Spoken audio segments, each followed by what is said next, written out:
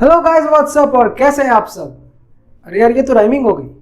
चलिए राइमिंग को छोड़िए और इस बात पे गौर कीजिए कि आज की वीडियो बहुत ही खास होने वाली है, खासकर उन स्टूडेंट्स के लिए जो क्लास 8 से क्लास 9 में प्रमोट होकर आए हैं और जिन्हें अपने मोशन के चैप्टर में दिक्कत महसूस हो रही है। तो दोस्तों, आई होप कि इस वीडियो को देखने के बाद आपकी मोशन की सारी दिक्कत दूर हो जाएगी, लेकिन इस वीडियो को एंड तक जरूर देखना। और अगर आप पहली बार हमारे चैनल पर आए हो और अभी तक आपने हमारे चैनल को सब्सक्राइब नहीं किया तो प्लीज इसे सब्सक्राइब करो, बेल आइकन दबाओ ताकि हमारे द्वारा बनाया गया सारा वीडियोस आप तक पहुंचे। तो चलिए शुरू करते हैं आज का वीडियो। आज की वीडियो जिस टॉपिक पर है वो है motion. And the very first thing that comes in our mind is what is motion. Motion क्या है? तो motion is a phenomena. Motion is a phenomena where an object change its position over time, यानी समय के साथ कोई body अपनी position को चेंज कर रहा है तो हम कह सकते हैं वो क्या है, that is in motion. But when a body is said to be in motion, एक बॉडी को हम मोशन पे कब कहेंगे कि वो मोशन में कब है? When its change its position continuously with respect to stationary object taken as a reference point, यानी कोई ऑब्जेक्ट को हम एज अ रेफरेंस पॉइंट ले ले और दूसरा ऑब्जेक्ट अपना क्या कर रहा है, पोजीशन को चेंज कर रहा है, तो वो कहला सकता है that body is said to be in motion. कैसे? चलिए इसके लिए एक एग्जांपल को लेते हैं। जब हम छोटे थे तो हम कार या बस या फिर ट्रेन में ट्रैवल करते थे और उस वक्त हमें महसूस होता था, खासकर रात को जब हम लोग ट्रैवल कर रहे होते थे, तो उस वक्त ये महसूस बहुत बार हुआ होगा कि हम तो चल रहे हैं, हमारे साथ साथ क्या है, चांद भी चल रहा है।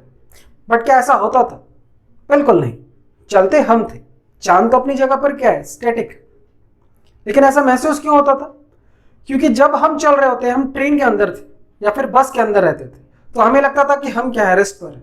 बट हमारा सामने वाला ऑब्जेक्ट यानी कि हम चांद को रेफरेंस पे लेते थे कि वो क्या है, एज इन मोशन, और हम अपने आप को कैसे मान लेते थे, इन रेस्ट। दूसरी एग्जांपल लेते हैं। आपको यहां पर एक लड़की दिख रही है जो ट्रेन की खिड़की पर कुछ यूं करके बैठी हुई है और आपको यह महसूस हो रहा है कि इस ट्रेन के बाहर जितने भी पटरी, पेड़, पौधे, ये सब क्या है, ये सब मोशन में, ये सब चल रहे हैं। वो लड़की चुपचाप बैठी हुई है। बट दोस्तों, एक्चुअल में चल कौन रहा है यहाँ पर? वो लड़की चल रही है, क्योंकि वो लड़की ट्रेन के अंदर बैठी है और ट्रेन मूव कर रहा है, ना कि वो पटरी और ना ही कि वो पेड़, है कि नहीं। यहां पर क्या है कि हम उस लड़की को एज अ रेफरेंस पॉइंट पर ले रहे हैं, एज अ रेस्ट, कि लड़की क्या रेस्ट पर है, तो हमको सारी बाहर की चीज किस पर दिख रही है, इन मोशन, है कि नहीं। और अगर हम इसी चीज को ये लॉजिक लगाएं कि हमारे जितने भी बाहर की चीज है वो क्या है, वो है रेस्ट पर, तो हम जो पर अंदर पर है, यानी कि जो लड़की है उस ट्रेन के अंदर है, वो किस पर है, वो है मोशन पर। तो दैट इज रेफरेंस पॉइंट। ठीक है। अब अगर कोई भी बॉडी, ठीक है, कोई भी बॉडी का अगर मूवमेंट बहुत फास्ट है तो उसकी मोशन को बहुत इजीली डिटेक्ट किया जा सकता है। जैसे यहां पर आपको एक कार दिख रहा है, ये कार जो आपको दिख रहा है, इसकी मूवमेंट को हम लोग बहुत इजीली क्या कर सकते हैं, डिटेक्ट कर सकते हैं। कैसे? हाउ? इसकी मोशन को इसलिए बहुत इजीली डिटेक्ट किया जा सकता है क्योंकि ये बहुत फास्ट है।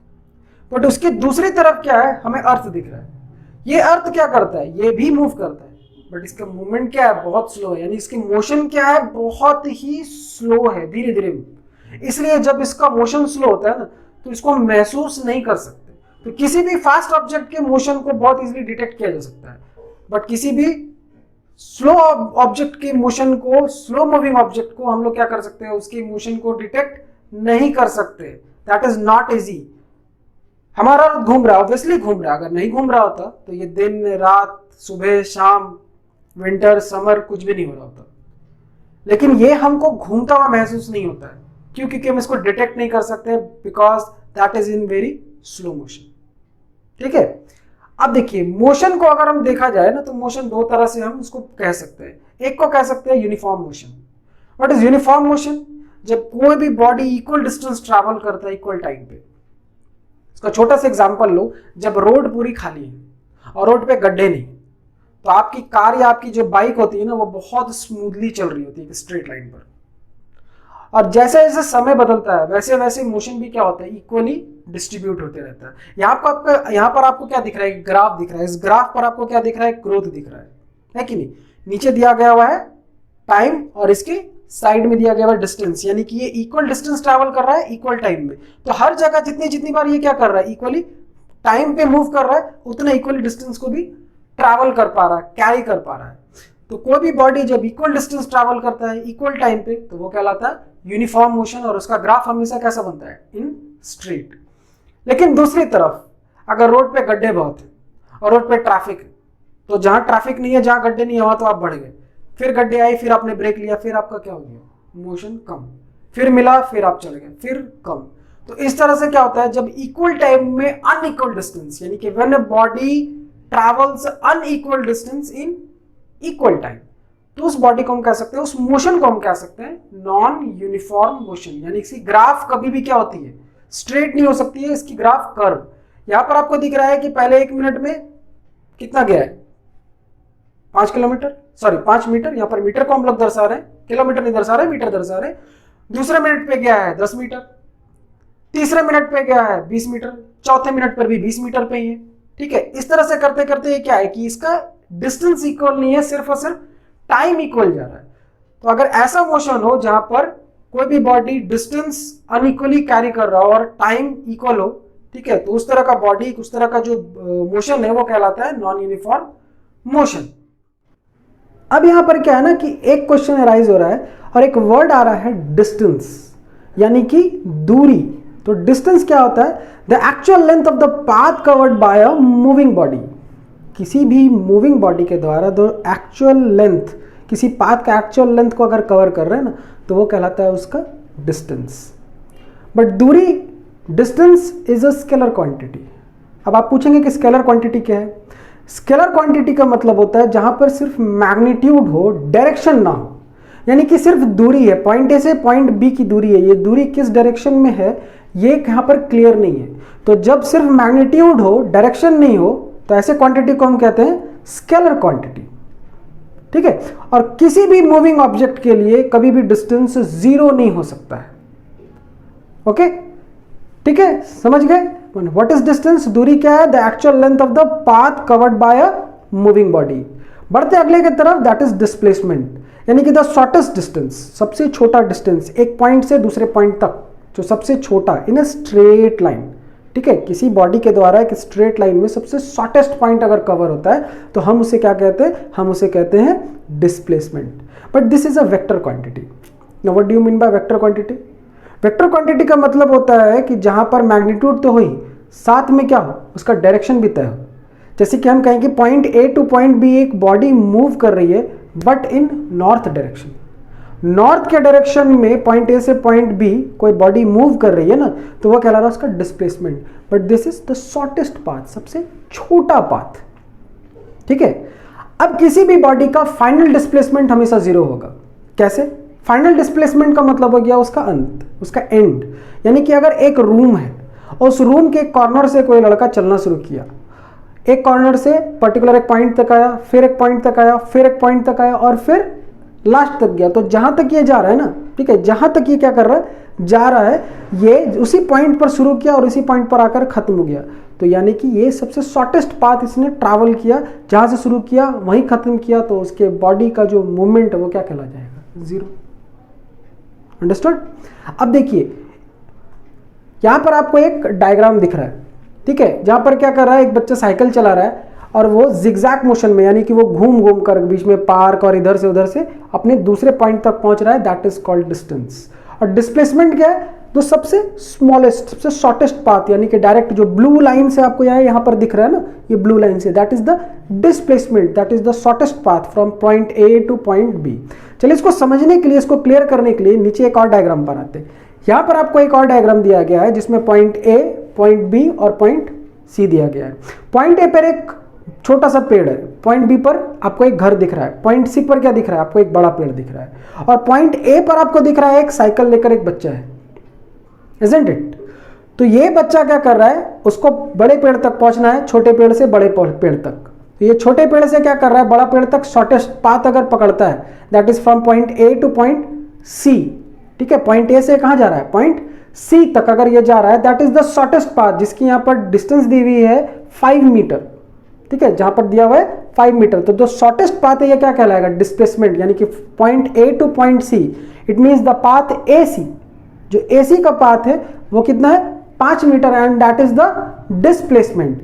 बट वो क्या कर रहा है, उसको मन कर गया घूम कर जाने का। वो पहले उस छोटे पेड़ से अपना घर गया, फिर उस घर से अपने बड़े पेड़ तक गया, यानी कि उसने सबसे पहले from point A to B, जो कि था डिस्टेंस में 4 मीटर का, इसे ट्रैवल किया, और उसके बाद from point B to C फिर वो गया जो कि डिस्टेंस था 3 मीटर का। यानी अगर हम पूछा जाए कि उसका टोटल डिस्टेंस कितना निकल कर आ रहा है, तो फ्रॉम पॉइंट AB और BC अगर हम दोनों को जोड़ते हैं, यानी कि 4 मीटर और 3 मीटर को जोड़ते हैं, that comes in 7 metre, 7 metre में आ रहा है। यानी इसका डिस्टेंस कितना हो गया 7 मीटर। बट जो शॉर्टेस्ट पाथ था displacement from point A two point C, ये कितना निकल कर आ रहा है 5 मीटर। आई होप कि आपको ये समझ में आया, एक छोटा सा एग्जाम्पल था। चलिए तो आगे बढ़ते हैं स्पीड के तरफ। Next point is speed. ये आपको जानना है कि स्पीड क्या है, गति। ठीक है, हम कहते हैं ना कि अरे ये काम तो बहुत तेज से करता है, या फिर उसकी लिखने की स्पीड बहुत है, इसके खाने की स्पीड बहुत है। आप में भी कुछ ऐसी टैलेंट होगा कि जिसमें आप क्या है बहुत स्पीडली कोई चीज़ को करते होंगे। हो सकता है बहुत लोग बहुत स्पीडली बोलते हैं, बहुत स्पीडली लिखते हैं। तो व्हाट इज दैट स्पीड?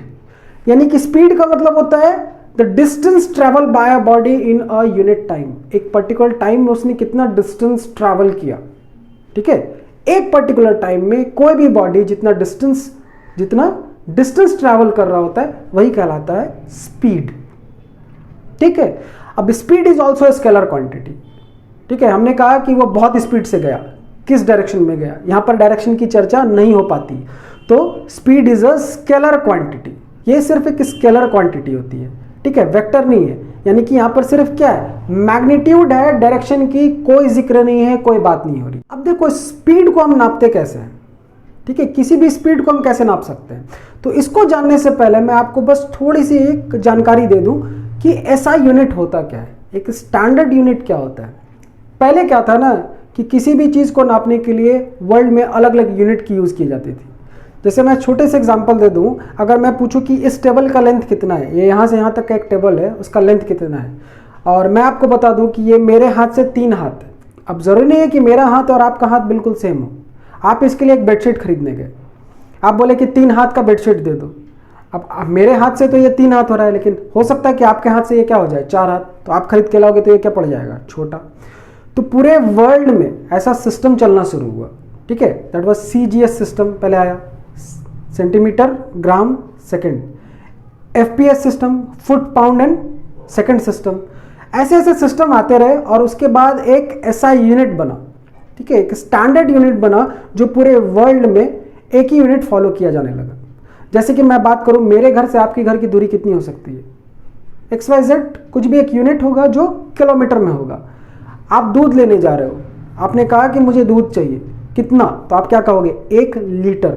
तो यहां पर भी लीटर है, इंग्लैंड चले जाओ वहां पर भी लीटर है, श्रीलंका चले जाओ वहां पर भी लीटर है, पूरे वर्ल्ड में आप कहीं भी चले जाओ, लिक्विड को नापने के लिए क्या चाहिए मीटर, डिस्टेंस के लिए किलोमीटर, वेट के लिए किलोग्राम। उसी तरह से स्टैंडर्ड यूनिट है। तो स्पीड को नापने के लिए SI यूनिट है मीटर पर सेकेंड। ठीक है, यहां पर लिखा हुआ है मीटर पर सेकेंड। आप इसको अदर तरीके से भी लिख सकते हो जो मैंने आपको यहां पर बताया है। ठीक है, अब क्या है ना कि इसके हायर वैल्यूज, अगर हम हायर वैल्यूज की बात करें, ठीक है, कि इसको हायर वैल्यूज में स्पीड को कैसे कैलकुलेट करते हैं, तो that is in kilometre per hour. अब आपको SI यूनिट कभी याद करने की झंझट से मुक्ति पानी है। हमको करना क्या है, हमको उसको सीख लेना है कि हम उसको निकालते कैसे। Speed is what, distance travelled by unit time, यानी डिस्टेंस बाय टाइम, कितना डिस्टेंस ट्रैवल किया कितने टाइम में। डिस्टेंस का यूनिट क्या होता है, smaller unit metre, larger unit kilometre.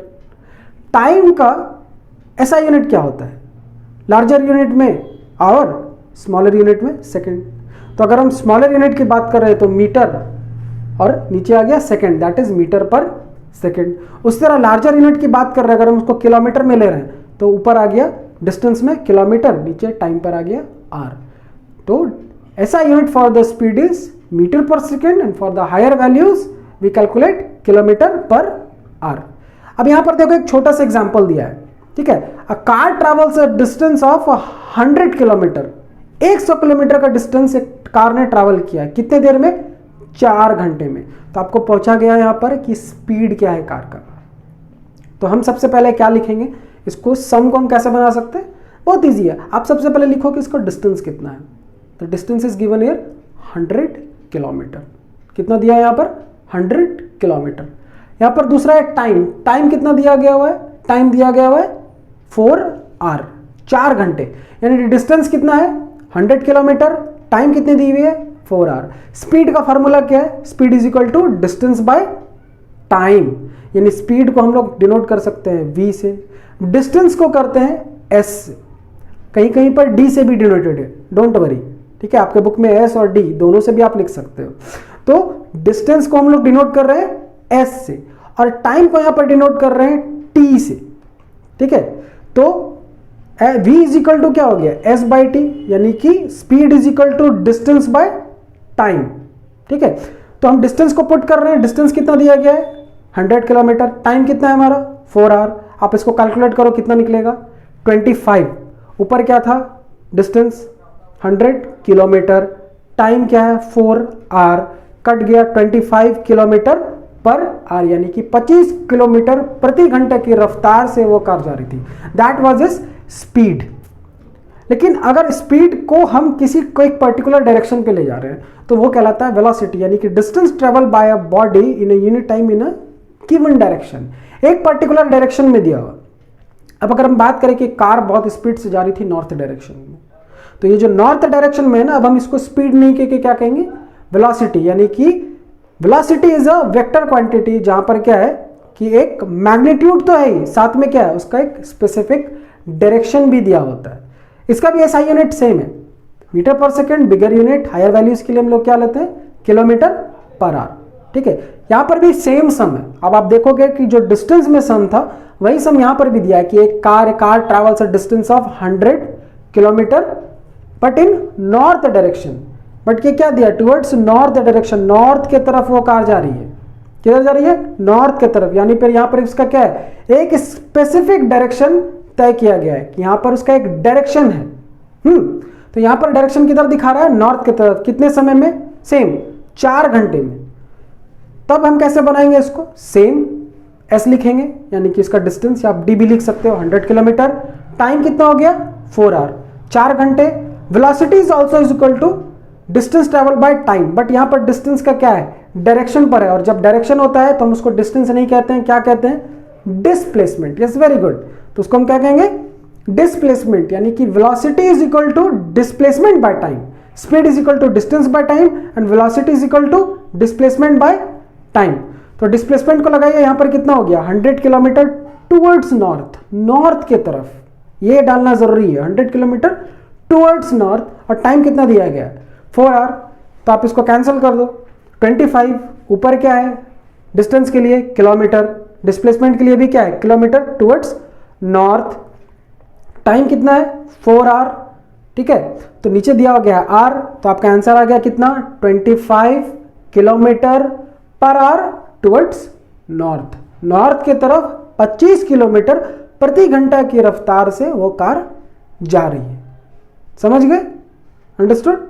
अगर आपको कोई भी प्रॉब्लम होती है आप लोग टेंशन नहीं लो, आपका यह मेंटोर, आपका दोस्त, आपका भाई आपके लिए है। अगर आपको इसके बाद भी कोई दिक्कत लग रही है, आपको लग रहा है कि इस चैप्टर में पढ़ने के बाद भी अभी तक में आपको, इस पूरे चैप्टर के बाद भी आपको कोई दिक्कत लग रही है, तो आप मुझे नीचे दिए गए डिस्क्रिप्शन बॉक्स पे व्हाट्सएप लिंक है, आप उस पर क्लिक करो, जाओ, मुझे डायरेक्टली व्हाट्सएप करो, मैं आपकी सारी problem at a time solve करने की पूरी कोशिश करूंगा। तो चलिए आगे बढ़ते हैं अब इसी चीज पर। अब क्या है ना कि वेलोसिटी कभी कभी होती है कि बढ़ती भी और घटती भी है। जैसे हमने बाइक स्टार्ट किया और हम क्या किए, बाइक स्टार्ट कर कहाँ ले गए, धीरे धीरे बढ़ के चले गए यहाँ से थोड़ी दूर, तो हमारा क्या हुआ, जो वेलोसिटी था वो चेंज हो गया, ठीक है। जहाँ से हम शुरू किए, जहाँ से हम शुरू कर रहे हैं that is the initial velocity. Initial का मतलब होता है स्टार्टिंग, जहाँ जा रहे हैं, जितनी दूरी ट्रैवल कर रहे हैं, that is the final velocity. तो ये वेलोसिटी में चेंज आया, इनिशियल से कहाँ गया फाइनल। और बाय टाइम, अपॉन टाइम, ये कहलाता है एक्सेलरेशन, यानी कि rate of change of velocity with time. Velocity में चेंज आना समय के साथ ही कहलाता है acceleration. Acceleration is equal to change in velocity by time. Now what is change in velocity, change in velocity का मतलब क्या है? फाइनल वेलोसिटी से इनिशियल वेलोसिटी को अगर हम घटा दें, सपोज कीजिए हम इनिशियली स्टार्ट किए यहाँ से, तो हम जब स्टार्ट कर रहे तो हम किस पर थे? रेस्ट पर थे, हमारा बाइक रेस्ट पर था, दैट वाज 0। फाइनल गए हम यहाँ से कितना गए? 10 मीटर गए, 10 मीटर तक गए, 10 मीटर पर सेकंड की रफ्तार से हम यहाँ से गए, ठीक। और हमको समय लगा कितना? 5 second. Is it okay? 5 second का हमको टाइम लगा। तो चेंज इन वेलोसिटी, वेलोसिटी में कितना चेंज आया, यानी कि final minus initial by time, final minus initial या फिर change in velocity upon time is called acceleration. यानी कि इसको हम डिनोट कैसे करते हैं? एक्सेलरेशन को डिनोट करते हैं by A, small A. Final velocity को हम डिनोट करते हैं by F, small F. Initial velocity को डिनोट करते हैं बाय यू, स्मॉल यू, छोटा यू। और टाइम को डिनोट करते हैं बाय टी। तो इसका फॉर्मूला क्या निकल कर आता है एक्सेलरेशन का? a is equal to v minus U by T. That is the formula for acceleration, यानी कि चेंज इन वेलोसिटी, यानी कि final minus initial, v minus U by T, that is acceleration.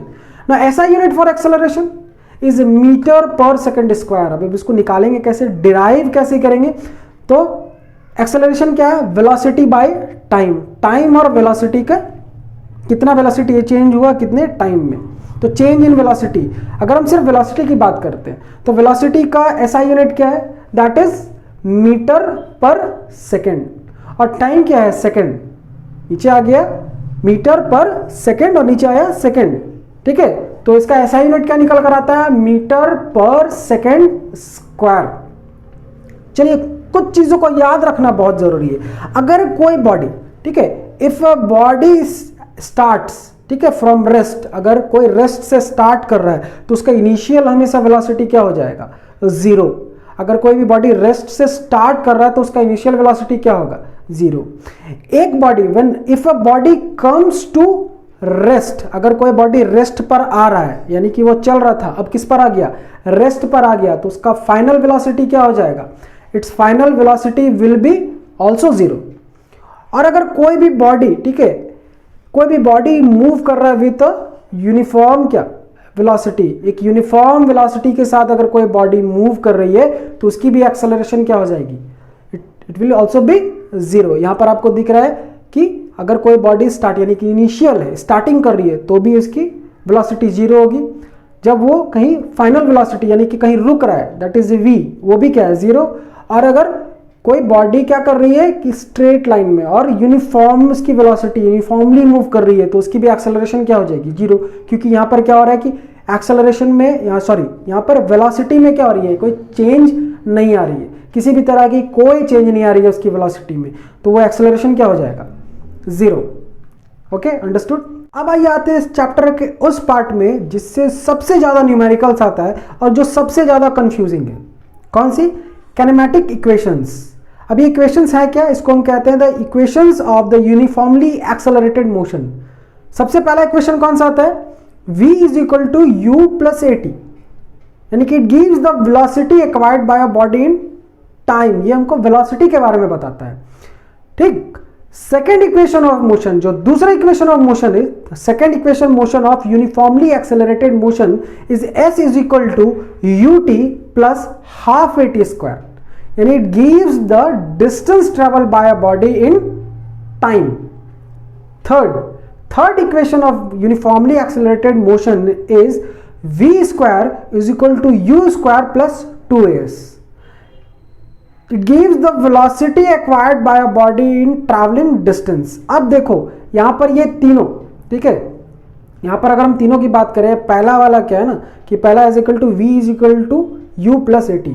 अब इससे सबसे ज्यादा न्यूमेरिकल्स आएगा इन तीनों इक्वेशन से। अब यहां पर कंफ्यूज नहीं होना है कि कौन से क्वेश्चंस पे कौन सा मेरा इक्वेशन लगेगा। आपको सबसे पहले देखना उसमें निकालने को क्या बोला जा रहा है। अगर आपको क्वेश्चन में बोला जा रहा है वेलोसिटी निकालना, एक वेलोसिटी दिया है दूसरा नहीं दिया है, आपको उसको निकालने को कहा जा रहा है और यहां पर डिस्टेंस की कोई चर्चा नहीं है, तो आप इस फर्स्ट वाले इक्वेशन को पुट करके बना सकते हो, ठीक। सेकेंड इक्वेशन ऑफ मोशन है s is equal to U T plus half A T square. अब यहां पर s क्या है, मैंने आपको आगे भी बताया, s is the distance, S का मतलब हो गया डिस्टेंस, यानी आपके क्वेश्चन में अगर डिस्टेंस कैलकुलेट करने को कहीं से भी बताया जा रहा है या डिस्टेंस दिया हुआ है, तब आप क्या करोगे, इस वाले इक्वेशन को पुट करके अपना न्यूमेरिकल बना सकते हो। Third equation of motion, third equation of motion क्या है, V square is equal to U square plus 2as। गौर कीजिएगा यहां पर t का कोई जिक्र नहीं है, यानी कि वैसे क्वेश्चंस जहां पर टाइम का कोई जिक्र नहीं हो, आप इस थर्ड वाले इक्वेशन को लगाकर बना सकते हैं। तो आप अगर चाहते हैं कि मैं इन तीनों का डेरिवेशन भी बताऊं तो मुझे कमेंट बॉक्स में बताइए, ताकि मैं अगला वीडियो इन तीनों के डेरिवेशन पे, इनके ग्राफिकल रिप्रेजेंटेशन पर भी, इनके ग्राफिकल मेथड से भी कैसे डिराइव कर सकते हैं और इसको न्यूमेरिकली कैसे डिराइव कर सकते हैं, मैं इस पर भी एक वीडियो बनाऊंगा। आप मुझे कमेंट बॉक्स पे मदद कीजिए, आप मुझे कमेंट बॉक्स पे ये बताइए कि आपको इन टॉपिक पर वीडियोस चाहिए। अब बढ़ते हैं आगे, जिससे सबसे ज्यादा फिर से क्वेश्चंस आता है। Second topic is the graphs, the distance time graph. ये ग्राफ आपको एग्जाम्स में क्या करेगा कि शो कर देगा और बताएगा और पूछा जाएगा कि ये ग्राफ बताइए कि किस चीज का ग्राफ है। तो यहाँ आपको 3 ग्राफ दिख रहा है, the distance and the time graph. जब डिस्टेंस और टाइम इक्वली हो तो वो कहलाता है यूनिफॉर्म स्पीड, यूनिफॉर्म मोशन, मैंने आपको आगे पहले बता चुका है। दूसरा, अगर ग्राफ कर्व्ड वे में हो, ठीक है, डिस्टेंस और टाइम अनइक्वल हो और ग्राफ कर्व्ड वे में हो तो वो क्या होगा, नॉन यूनिफॉर्म स्पीड या फिर non uniform motion. And third, अगर क्या है कि वो क्या है, स्ट्रेट लाइन में, नॉट इन द स्ट्रेट, ठीक है, इंक्लाइंड नहीं, वो डायरेक्ट क्या हो, स्ट्रेट लाइन में अगर जा रहा है, यानी कि वो बॉडी क्या है, स्ट्रेट लाइन में, यानी कि वो that is a stationary object. वो ऑब्जेक्ट कैसा है, that is a stationary object. दूसरा जो ग्राफ सबसे ज्यादा है that is speed time graph, जिसको हम कहते हैं वेलोसिटी टाइम ग्राफ भी कहते हैं। अब आपको यहाँ ए, ग्राफ नंबर ए, ठीक है, ग्राफ जो ए दिया है उस पर क्या दिख रहा है कि वेलोसिटी और टाइम के लिए एक स्ट्रेट लाइन है, यानी कि वहां पर स्पीड या फिर वेलोसिटी क्या है, कांस्टेंट है। दूसरे में आपको क्या दिख रहा है कि स्ट्रेट लाइन दिख रहा है but in the inclined, diagonally तिरछा दिख रहा है एक straight line, that is the uniform acceleration. ये क्या है, ये क्या शो कर रहा है, यूनिफॉर्म एक्सेलरेशन को शो कर रहा है, ठीक है।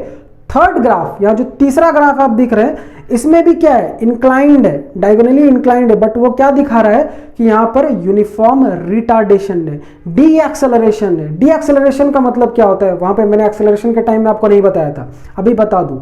अगर एक्सेलरेशन घट रहा है, स्पीड आपकी यहां पर क्या है, वेलोसिटी चेंज हो रही थी उस वक्त, यहां पर भी चेंज हो रही है, पर वहां बढ़ रही थी, यहां पर क्या हो रही है, घट रही है। आप ब्रेक मार रहे हो, आपका स्पीड क्या हो रहा है, धीरे धीरे घट रहा है, वेलोसिटी में चेंज आ रहा है, तो वो किसमें चला जाएगा, माइनस में जाएगा, यानी कि डी एक्सेलरेट कर रहे हैं आप। इसका मतलब होता है रिटार्डेशन, ठीक है।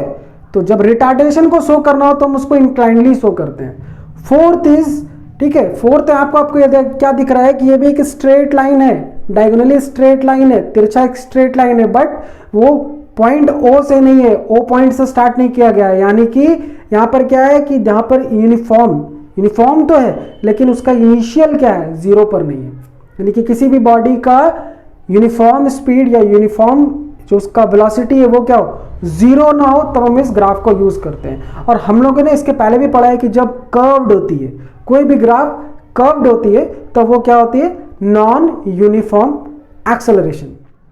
तो आई होप कि आज की वीडियो आपके लिए बहुत ही कारगर रही हो और फायदेमंद रही हो। और अगर आप चाहते हो कि मैं आपके लिए ऐसी अच्छी अच्छी वीडियोस बनाऊं तो प्लीज मेरे चैनल को सब्सक्राइब करो। अगर आपने अभी तक नहीं किया तो करो, जाओ अभी कर दो। मेरे चैनल को सब्सक्राइब कीजिए ताकि मैं आपके लिए ऐसी अच्छी अच्छी वीडियोस बनाता रहूं। और आपको अगर कोई भी परेशानी है, आपका भाई आपके लिए हमेशा खड़ा है। आप मुझे डायरेक्ट व्हाट्सएप करो या फिर कमेंट बॉक्स पे बताओ कि आप कहाँ परेशानी हो रही है और किस पॉइंट पर आप जाकर अटक रहे हो। तब तक के लिए थैंक यू। जय जवान, जय किसान और जय विज्ञान।